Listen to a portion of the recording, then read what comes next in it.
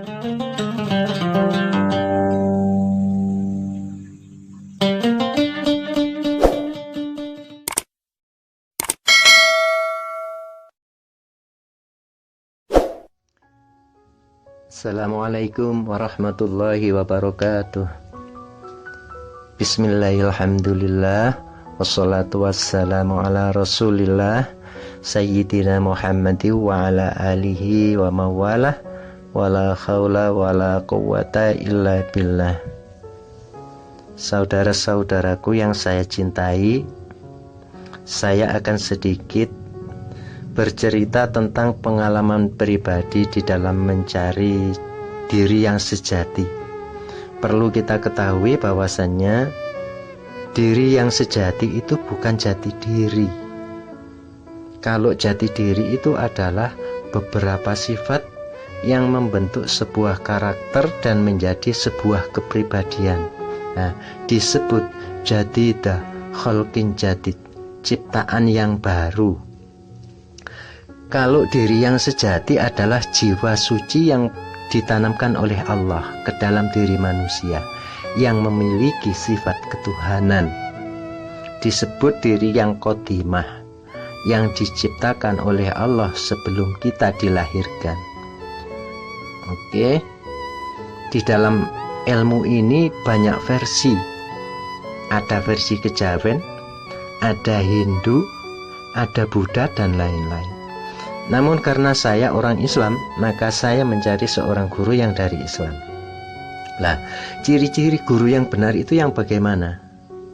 Nah, ciri-ciri yang guru yang benar adalah nomor satu, alim, berilmu, warok. Warok itu takut dan bertakwa, dan zuhud, menerima. Artinya zuhud itu menerima apa adanya, tidak bermewah-mewahan, melupakan dunia. Kalau dunia ada di tangannya tapi tidak ada di dalam hatinya, itu zuhud. Nah, itu adalah ciri-ciri seorang guru yang benar, menguasai ilmu fikih juga ilmu tauhid serta mengenal Allah. Nah, awal mula saya mencari seorang guru karena tidak tahan menahan gejolak hati yang rindu pada Allah, sehingga saya rela menjadi musafir yang gak tahu kapan itu berakhir. Demi ilmu itu, saya gak takut pada risiko apa yang akan terjadi pada diri saya nanti pada waktu itu. Setelah beberapa tahun perjalanan mencari ilmu itu, akhirnya saya diketemukan dengan seorang guru lantaran menjual barang hasil karya saya pada beliau. Nah, setelah dibeli, beliau bilang pada saya bahwasanya saya dianggap sebagai saudaranya sendiri, seperti adiknya sendiri. Disitulah awal saya menjadi muridnya beliau. Saya melihat kemampuan beliau ini di dalam bermakrifat kepada Allah, Masya Allah, serta mempunyai karomah yang luar biasa. Saya kagum. Dan pada waktu itu saya menangisi diri saya sendiri, karena saya ternyata bukan siapa-siapa di mata Allah. Hati saya masih banyak kotoran, banyak hijab, sehingga saya buta tentang diri sendiri, juga buta tentang Allah. Lalu guru membimbing saya melalui kata-kata seperti ini. Saya masih ingat, sesungguhnya seseorang tidak akan sampai pada jati diri yang sejati kecuali orang-orang yang mampu membuang sifat-sifat buruknya lalu mengganti dengan sifat baiknya, serta bersabar dan ikhlas pada siapapun dan apa saja yang dihadapinya.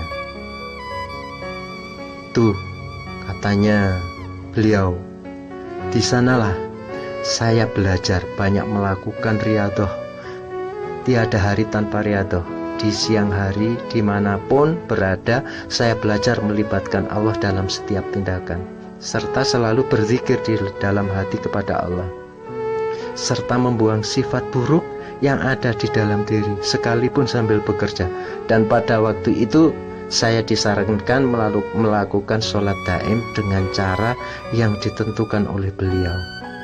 Saya diajarkan cara-cara membuang sifat buruk yang ada di dalam diri, seperti sifat takabur, ujub, riya, sum'ah, dan lain sebagainya. Untuk apa? Untuk supaya tidak menghalangi perjalanan batin. Beliau menyampaikan di dalam hadis, man arafa nafsahu faqad arafa rabbahu. Barang siapa yang tahu akan dirinya, maka ia mengenal Tuhannya. Saya ditekankan untuk menghilangkan sifat-sifat yang menjadi penghalang menuju Allah, baik itu melalui zikir, doa, puasa, dan praktek sehari-hari, baik terhadap manusia, terhadap makhluk yang lainnya, semua. Bertahun-tahun saya belajar. Lalu tahap kedua, saya disuruh belajar menjadi orang yang sabar, yang artinya benar-benar sabar di dalam menghadapi apapun, baik yang datang dari manusia maupun dari Allah. Ya, memang hakikatnya semua datang dari Allah. Namun betapa seringnya saya ini mendapat ujian kesabaran menghadapi bermacam-macam watak dan karakter manusia. Nah, ini sangat sulit bagi saya. Sering kesabaran saya ini di dalam momen-momen tertentu hanya sebatas lahir saja, tidak sampai pada batin. Ini yang membuat saya resah, merasa hati saya kotor, penuh kepalsuan. Belum lagi di saat beribadah, saya tidak sepenuhnya menghadap Allah. Seringkali pikiran berjalan-jalan tanpa alasan, mungkin karena banyak dosa yang belum diampuni oleh Allah. Lalu beliau menyuruh saya mengamalkan doa akasah. Lah, ternyata di situ doa akasah itu luar biasa artinya. Dia setiap malam disuruh mengamalkan semampu-mampunya. Berarti saya disuruh melakukan taubatan nasuha setiap malam. Nah, itu saya lakukan bertahun-tahun. Setelah doa akasah yang sangat panjang dan sulit dihafal itu sampai hafal di luar kepala. Lalu beliau mengajarkan saya tentang ikhlas. Beliau berkata, ikhlas itu luas, bukan hanya pada musibah, bukan hanya pada ujian, bukan hanya pada takdir, tapi semua apa yang kau lihat, apa yang kau dengar, dan semua apa yang terjadi harus dijalani dengan ikhlas dan sabar. Itu kata beliau. Setelah bertahun-tahun semua saya jalani, lalu saya ditugaskan mengobati orang-orang sakit, orang-orang gila kesurupan, dan lain-lain tanpa berharap apapun. Sebab jika masih ada tendensi keinginan untuk diberi imbalan, maka itu adalah penghalang untuk sampai pada diri yang sejati. Itu kata beliau. Sebab diri yang sejati itu suci, tidak akan kau temukan jika dirimu kotor. Itu kata beliau. Ia adalah diri kita yang qadimah, diri yang sejati, yang diciptakan oleh Allah sebelum kita dilahirkan. Sedangkan diri kita yang tampak ini adalah diri yang jadidah, baru, ciptaan baru, jadi jati diri. Nah, kata beliau, manusia itu harus kembali kepada Allah dalam keadaan bersih. Bilangnya seperti itu. Beliau melanjutkan kata-katanya, tidak ada manusia yang tidak berdosa, semua pasti punya dosa. Tapi manusia bersih itu ada, yaitu yang sudah diampuni oleh Allah dari segala dosanya. Lalu beliau berkata, tugas mulia itu nanti yang mempertemukan dirimu dengan dirimu yang sejati. Saya menundukkan kepala dan diam. Memang kalau dihayati benar bahwa orang yang selalu sibuk dan peduli pada sesama sampai lupa akan kepentingan dirinya pribadi, maka hampir sampai pada diri yang sejati. Dengan pengalaman itu, saya banyak dipertemukan oleh Allah dengan orang-orang yang berilmu. termasuk para orang alim, para orang yang sudah warok, yang zuhud, dan orang-orang yang sudah sampai melupakan dunia. Dari beliau-beliau inilah saya banyak belajar tentang ilmu tasawuf yang sumbernya memang betul-betul dari Al-Quran dan hadis, serta kitab-kitab yang masyhur karangan para filosof muslim, ya termasuk Imam Ghazali, termasuk Syekh Abdul Qadir gitu. Beliau-beliaulah inilah yang mengajarkan tentang mencari diri yang sejati, mencari Allah bukan hanya mencari ilmu saja, melainkan dengan riyadhah yang tidak tahu kapan berakhir. Sebab di dalam riyadhah itu bagi pengejar cinta Allah gak pernah ada rasa bosan, malah yang ada rasa nikmat karena sedang kasmaran di mabuk cinta sama Allah. Seperti mabuk cintanya berat, mabuk cinta seperti mabuk cinta pada seorang gadis.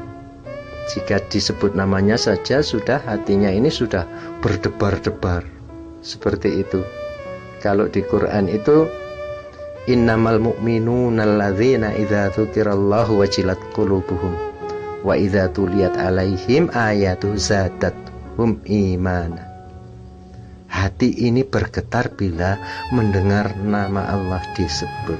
Seperti cintanya Qais pada Laila. Kisah cinta yang melupakan segalanya. Nah, cerita ini kita kembali pada cerita dulu. Mirip dengan orang yang mabuk dicinta pada Allah. Di suatu hari Qais itu melihat anjing milik orang yang sekampung dengan Laila yang dicintainya. Anjing itu diikuti dan diamati terus dengan harapan bisa bertemu dengan Laila di kampungnya. Dari fokusnya, Qais nggak menyadari jika telah lewat di depan orang yang lagi jamaah sholat.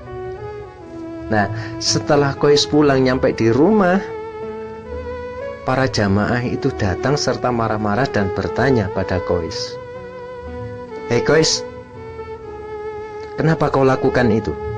Qais menjawab, "Demi Allah, aku gak merasa lewat di depan orang yang sedang berjamaah sholat, karena saya lagi fokus pada anjing itu." Nah, bilang Qais seperti itu. Lalu Qais melanjutkan ceritanya. Qais melanjutkan ceritanya, "Kalau kau memang benar-benar sholat menghadap Allah, kenapa kau masih melihat aku?" Katanya seperti itu. Ya, ini agak lucu lah. Tapi memang itulah cinta kepada Allah itu seperti itu.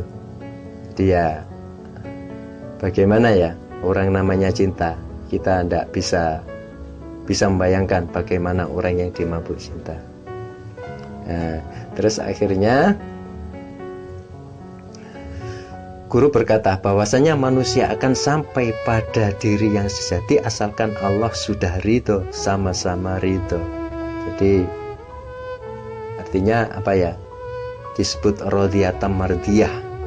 Nah, ini buat saudara-saudaraku yang hendak mensucikan jiwa, mencari diri yang sejati, tinggalkan semua keburukan secara total, baik itu lahir maupun batin. Lakukan semua kebaikan yang kalian mampu dari lahir dan batin. Jangan ada rasa bosan untuk menghindari maksiat dan dosa. Jangan ada rasa bosan. Kuatkan. Lakukan kebaikan tanpa ada harapan dan tendensi apapun, dengan ikhlas. Lakukan dengan sabar dan ikhlas karena mengharap ridho Allah. Hentikan hati kalian untuk bergantung pada selain Allah. Serahkan hidup ini pada Allah betul-betul, sekalipun ini hidup di dalam tekanan. Dan tetaplah di jalan Allah, sehingga Allah menunjukkan jalan menuju sejatimu.